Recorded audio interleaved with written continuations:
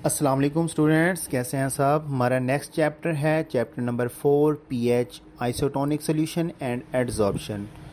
pH is a unit of measure which describes the degree of acidity or alkalinity of a solution।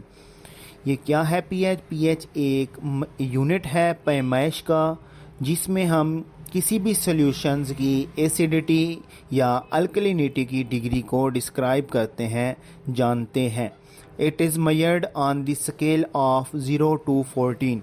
एक pH scale होता है जो 0 से लेकर 14 तक इसके डिजिट्स होते हैं।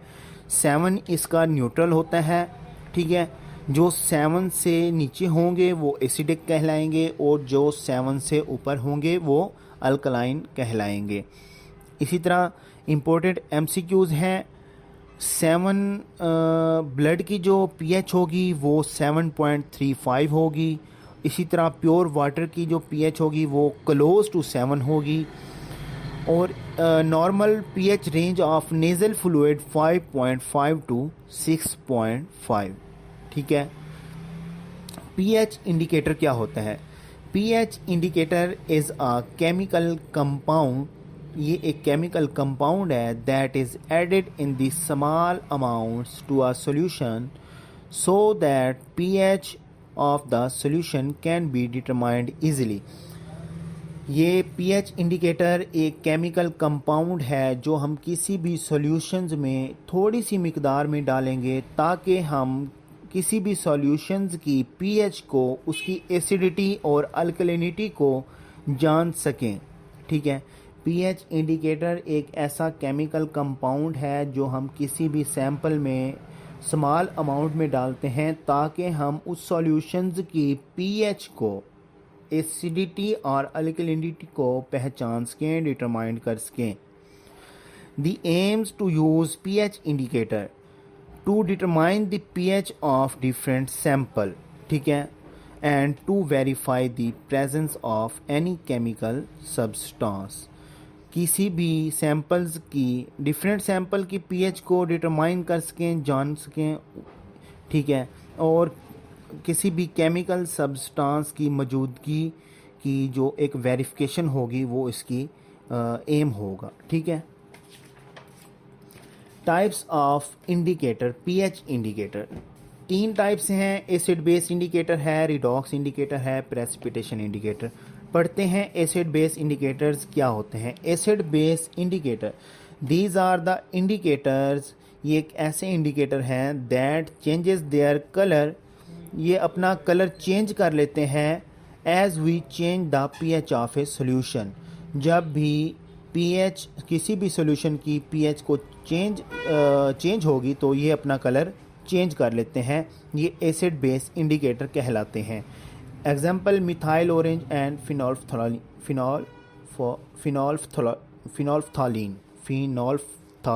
ठीक है।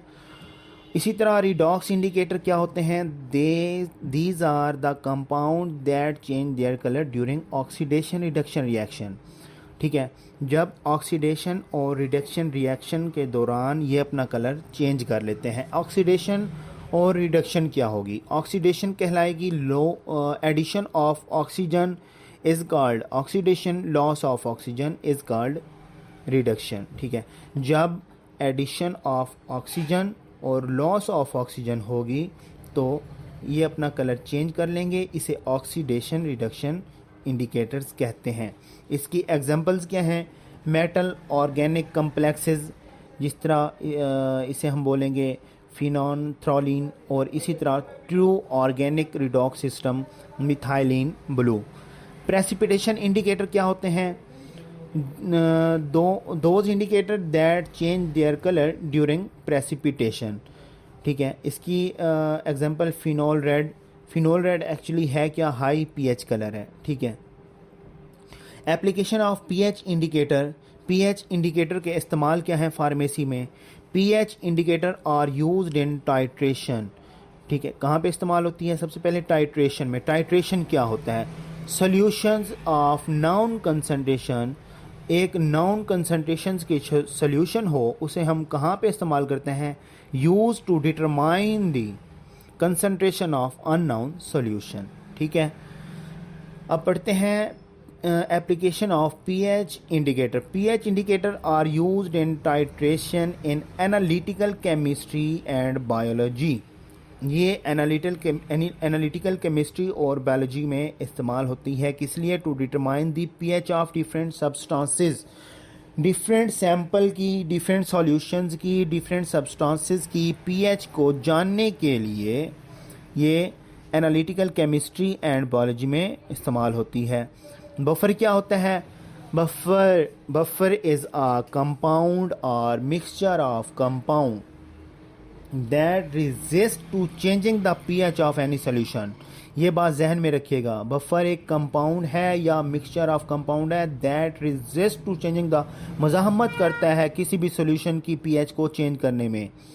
ऑन स्लाइड एडिशन ऑफ, मतलब थोड़ी सी एसिड या बेसिक सॉल्यूशंस की एडिशन करके, ठीक है।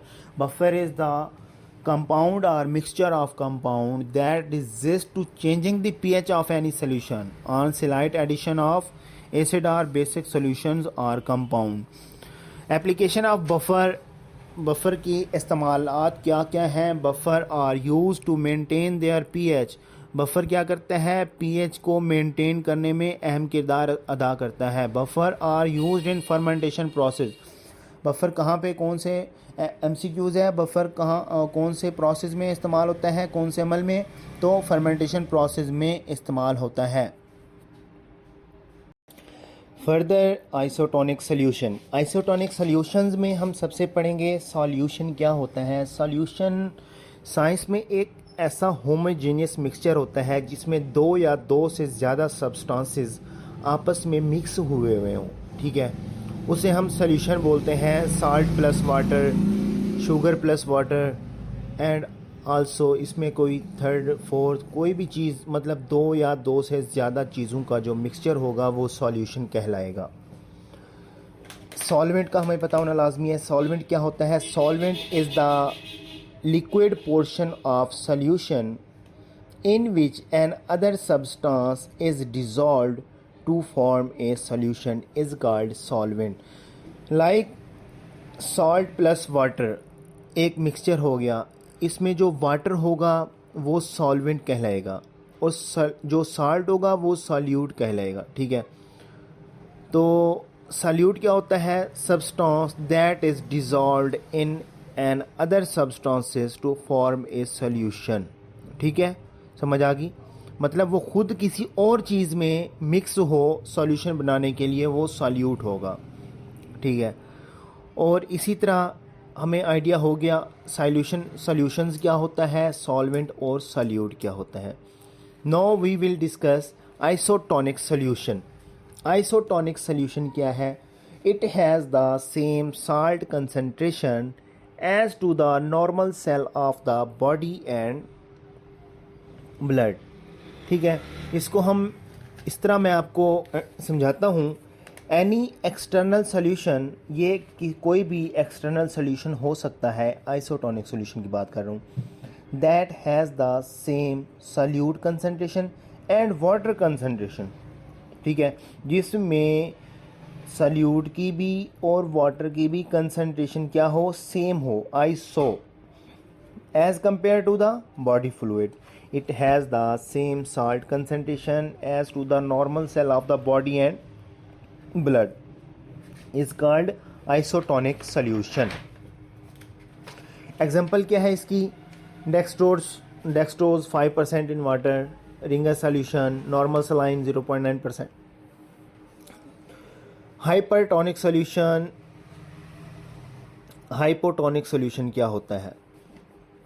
हाइपरटोनिक सॉल्यूशन होती हैं, hypertonic solution is one with the higher concentration of solute outside the cell then inside the cell. मतलब इसमें क्या होगी? सॉल्यूट की जो कंसंट्रेशन होगी वो हायर होगी, किस वे में? Outside the cell then inside the cell. इसको मज़ीद पढ़ते हैं। Example, when cell is deep into a hypertonic solution, water will move outside from the cell in order to balance the concentration of solute। ये क्या करेगा? जब इस water में या किसी भी सॉल्यूशन में जब सेल डिप किया जाएगा तो वाटर किस तरफ मूव करेगा, outside. Water will move outside from the cell, वो सेल के ऊपर से जाएगा। In order to balance the concentration of solute. Hypotonic solution क्या होता है? लफ्ज़ हाइपर से भी जाहिर है कि हाइपर हो रहा है, ठीक है ना, गुस्सा हो रहा है, तो मतलब अप जाएगा, outside the cell. Water will move outside the cell from the cell. अच्छा, next hypotonic solution. Hypotonic solution has the lower concentration of solute outside the cell then inside the cell. इसमें concentration क्या होगी, lower होगी वैसे ही outside the cell then inside the cell, but lower concentration of solute होगी। When cell is deep into a hypotonic solution, water will move into the cell to balance the concentration of solute inside and outside the cell। मैं आपको समझाता हूँ। जब hypotonic solution में cell deep किया जाएगा तो वाटर क्या करेगा, वाटर हरकत करेगा into the cell, balance the concentration of solute inside and outside। मतलब वो इनसाइड में भी और आउटसाइड में भी वाटर सिर्फ मूव करेगा, ठीक है, जिसकी जगह पे सिर्फ मतलब वाटर हाइपर होके बाहर नहीं निकलेगा, जस्ट वाटर मूव करता रहेगा outside the cell and also inside the cell, ठीक है। जिससे क्या होगा, वो स्वेल कर जाएगा, वो फूल जाएगा एंड पॉसिबली बस्ट हो जाएगा, फट जाएगा, ठीक है। समझ आ गई? एडजॉर्प्शन क्या होता है? Adsorption is defined as the deposition of molecular species on to the surface of solid और लिक्विड। मैं आपको बताता हूँ। Capability of all solid substances, ठीक है, इसमें क्या होती है, एक सॉलिड सब्सटेंसेस की कैपेबिलिटी होती है, एबिलिटी होती है, उनकी अहलियत होती है, वो इतने अहल होते हैं कि क्या करते हैं, वो to attract to their surfaces molecules of gases or solution with which they are in contact। ये एक सॉलिड सब्सटेंस की अहलियत होती है, वो इतने अहल होते हैं कि वो अपने गैसेस और सॉल्यूशंस के मॉलिक्यूल्स के सरफेसेस को अट्रैक्ट कर लेते हैं जो उनके कांटेक्ट में होते हैं।